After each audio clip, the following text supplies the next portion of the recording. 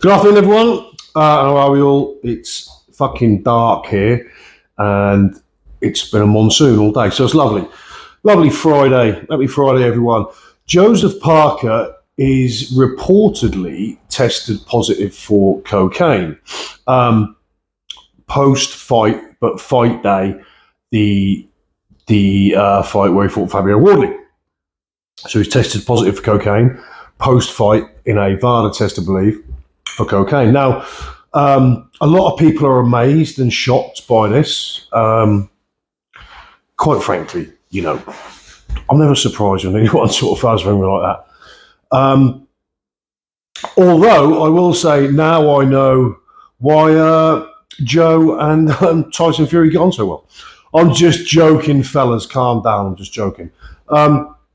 Cocaine, when found in the urine test, if you're a sort of a single use of cocaine, the time in which it can be detected after ingestion, if that's the word for putting something up your nose, is about a week. But 2 to 3 days, but can be up to a week. If you're a regular heavy session, shall we say, it can be anywhere up to 2 weeks, pretty much in urine, as far as I believe. So it does beg the question: when was he on it? When was he on it? And how close before the fight? It's funny because in sort of short bursts, I'd say cocaine is probably more performance enhancing than clomiphene. But the thing is, with Joseph Parker moving to Ireland for these camps and live with Ireland, Andy Lee and all that, you can guarantee, I would put my life on it that not only did other people in that camp know, some of the other people in that camp were all on the sesh as well. Because, you can't be that close. When you're living with someone in a training camp like Joseph Parker is with, what's his name? His nutritionist, quite a well-known guy.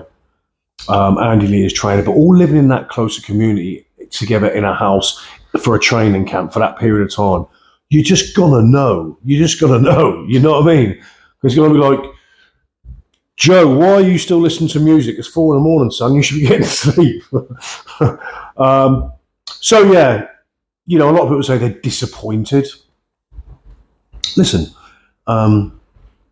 disappointed. I wouldn't say disappointed.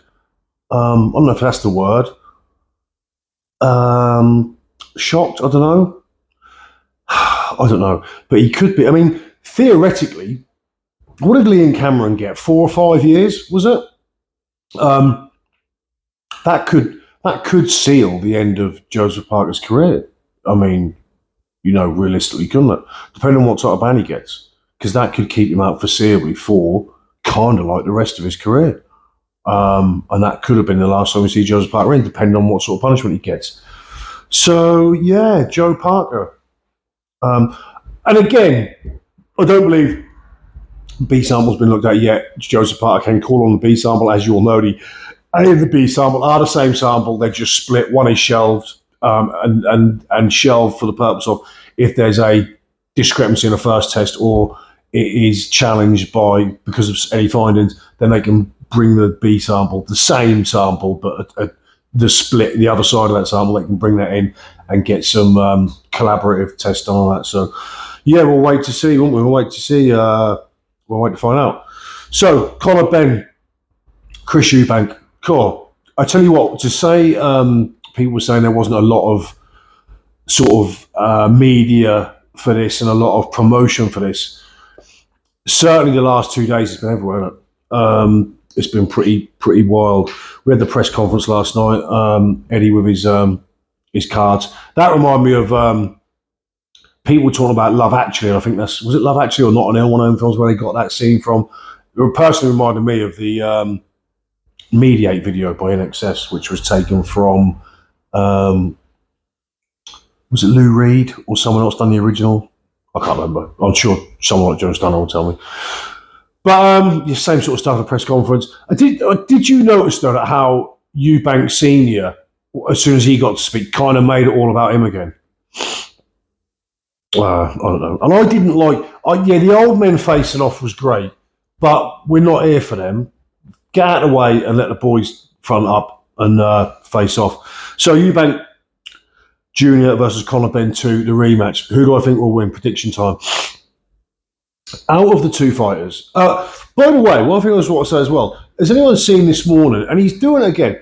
If you go on Chris Eubank's Instagram, he has put more videos of him with sweatsuits. He's got one on a bike in a sweatsuit, and he's laying in some.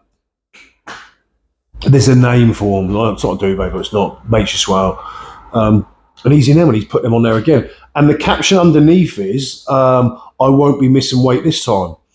But if you listen to him in the press conference, he didn't miss weight. It was sabotage. But now he's saying he won't miss weight. I didn't think you missed it the first time. I thought it was sabotage. Never mind. So,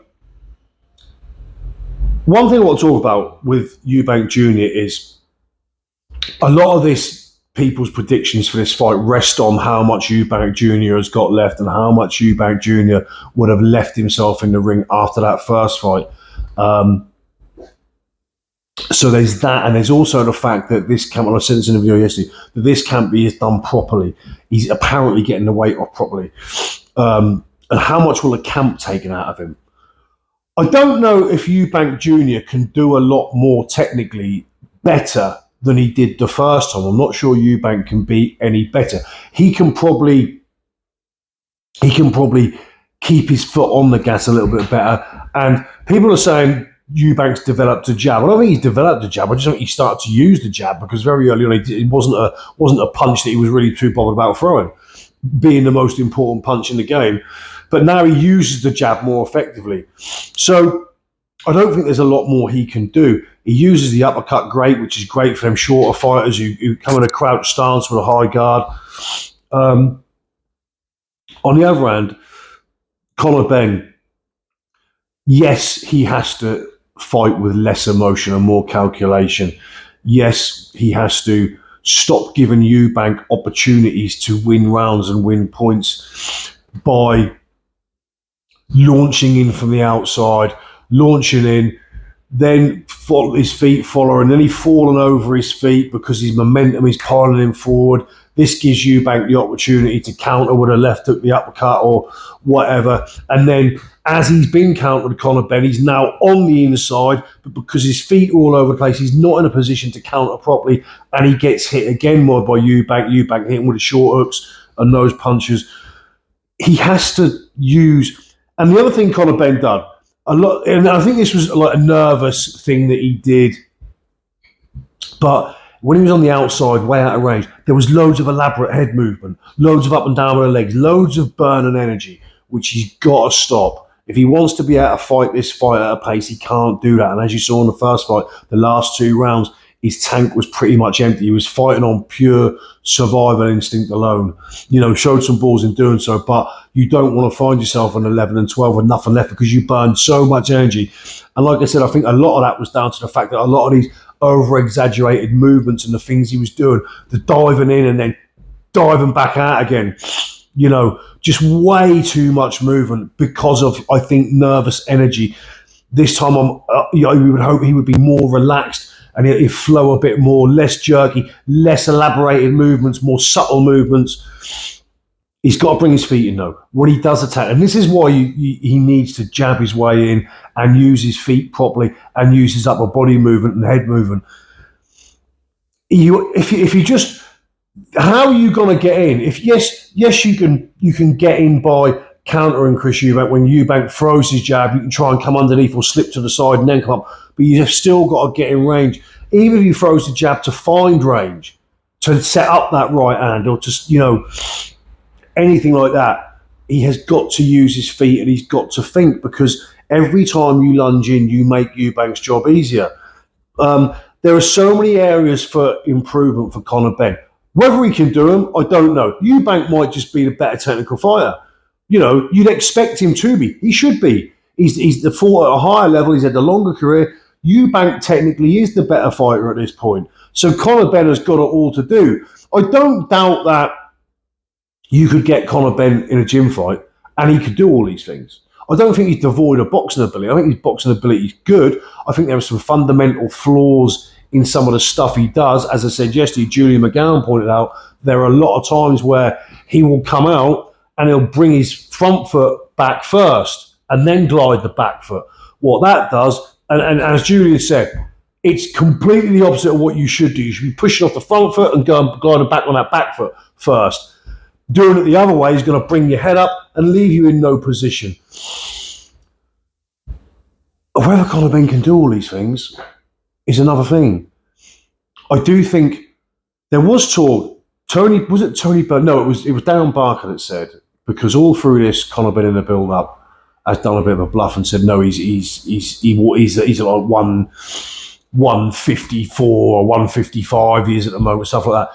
Darren Barker said that at the press, it was either at the press conference or the open workout, Conor Benn still had 3 or 4 pounds to lose, which means he was plus 160. Apparently his body is looking different. It's been hard to tell because I haven't seen a lot of him without a shirt on, but apparently his body is looking different. He might have gone into the first one with the attitude of, I'm going back to 147. I'm not going to diminish my chances at 147 by going up, filling out at 160, then having to take off some muscle tissue, some water and everything else to get back down to 147 successfully.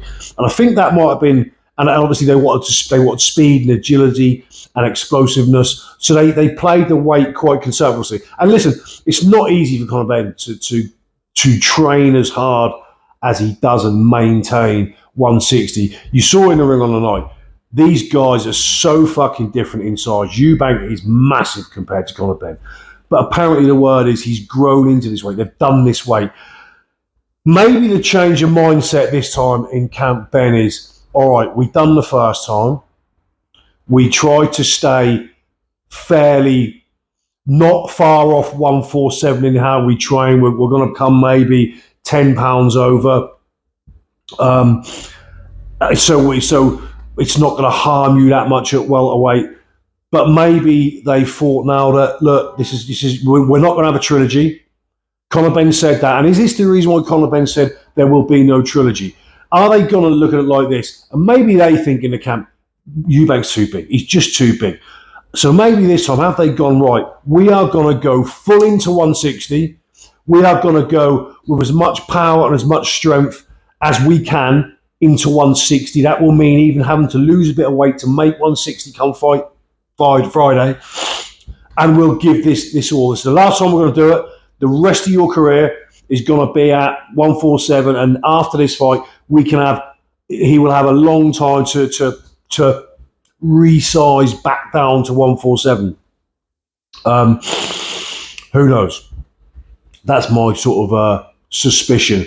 So apparently he is going to come into this fight more like he's aiming to be a 160 fighter rather than a 157 fighter or whatever it was he came in last time.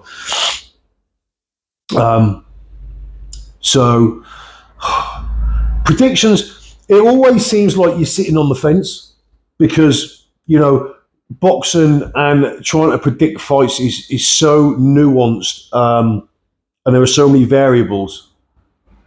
The big question is, and I think there's a certain degree of Eubank Jr. when he says how hard it is to make the weight. I think there's a certain amount of bluff there, to me. Yeah, it's hard making weight, but ask 85% of professional fighters that aren't heavyweight. They'll all struggle the same to make weight, the majority of them.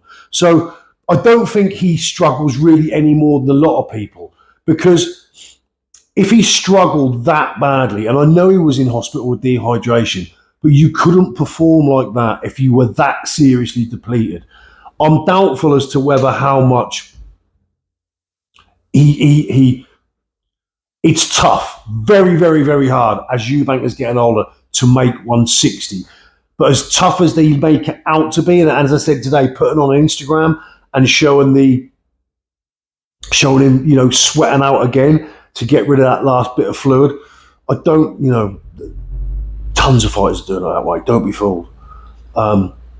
So this fight depends on, there are two things that are going to decide this fight. Well, I'll say three. One of them is just Eubank is a bigger guy. He's a bigger guy and more experienced. That's the cert, right? We know that. Then you've got how much of Eubank is left after the last fight and this training camp.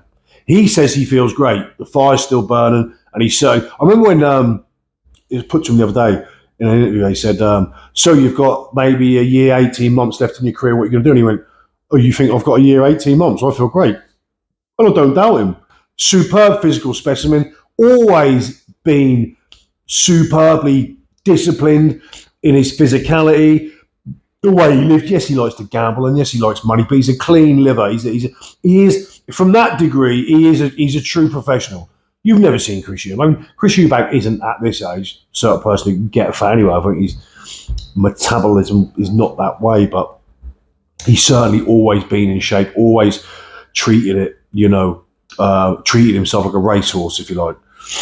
But it depends on, other than Eubank's size and his experience and better boxing ability, because he's been at it longer, at a higher level, it depends on how much Eubank's got left, how much he can deliver tonight, on the night, Saturday night, what he can reproduce. And listen, a lot of times fighters don't know. Sometimes fighters know in camps. Sometimes fighters know they ain't really got it anymore.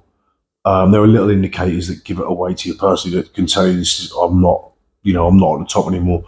But some fighters don't find out till fight night when they're in the ring, when they need to call on it that's not there. So it may be a case of that. So this fight is going to swing on.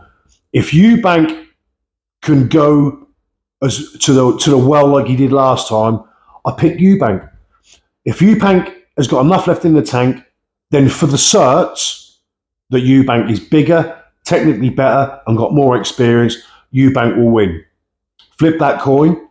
If Eubank is gonna, I wouldn't say age overnight, but I just think if his engine has too much wear and tear on it and too many fight miles, and we find out tonight, he will be left wanting, especially if Conor Benn is smarter, so Conor Benn doesn't waste energy with loading up on big shots and diving in and all these really over-elaborated movements, jumping in and junking out, herky-jerky, nervous energy, all that emptying his tank without really benefiting him in any way. If Ben can control that, if he can smarten up his approach to landing shots, not be so eager, maybe look to counter past Eubank's jab, maybe look for other ways in, rather than just rushing him from out of distance. In a little way like Nick Ball started to do that. When Nick Ball fought Isaac Lowe, I think it was, I've always been a big Nick Ball fan. When he fought Isaac Lowe, I thought he's looked brilliant a lot of times. But in his last few fights, I think Nick Ball has kind of threw technique out the window and just gone for brute force route one. And I don't think he looks as good a fighter. And this is what Conor Benn's got to revert. He's got to... Yes, when he boxed Sebastian Formella, he boxed him a lot. And yes, Formella was more fearful of Benn's power, so it allowed Ben to box more, you know what I mean? But it isn't like he hasn't got boxing ability. He has, albeit at a lower level. But if he can just engineer, stay disciplined, build a plan with Tony Sims and his dad, build a plan to look at Eubank, look at how they can work him, look at how they can take advantage of the things that Eubank doesn't do well. And if he can conserve energy, and he has filled into this weight, and he has grown, they've done this weight properly to maximise Ben at 160, not to bring Ben up to a weight where he can compete at 160. They've brought Ben up in a way that he can maximise his potential at 160 without a future plan to stay there. Who do I pick? Oh, God. My boxing logic tells me Chris Eubank Jr. Because of all the factors I've just talked about. It'd be hard to not make Eubank Jr. quite a big favourite. But as I said with Fabio Wardley and Joseph Parker, although the difference was they were both heavyweights, there wasn't that big size differential that there is between these two. And again, that could be the ultimate factor. But I will say that sometimes it's about timing, and you've got Eubank on the real back end of his career, regardless of what he says, 36 years old, a lot of hard fights in the bag. And you've got Conor Benn, 29 years old, fresh, fit as a fiddle, strong, great mental attitude, brave. Is that enough to offset? Oh no, tell you what, Chris Eubank Jr. should win this fight, as I said, for all the reasons I've just said. But I just have a feeling about Conor Benn. Maybe stupidly. I'm a Conor Benn fan. And that's probably why. And I don't dislike Eubank. I think he's I think he's got phenomenal attributes as a fighter. Eubank's bravery. Because Eubank, they both went to the well, right? This wasn't just one fighter that came out of that brilliant. They both did. I like Eubank as a fighter, 100% respect for his bravery, his chin, his engine, some of the way he's gone about his career, and some of the things he says I'm not a fan of. But I don't have personal dislikes. He just talks some shit sometimes. That's all. You know what I mean? But as a fighter, 100%. Massive respect to the guy, as with every fighter.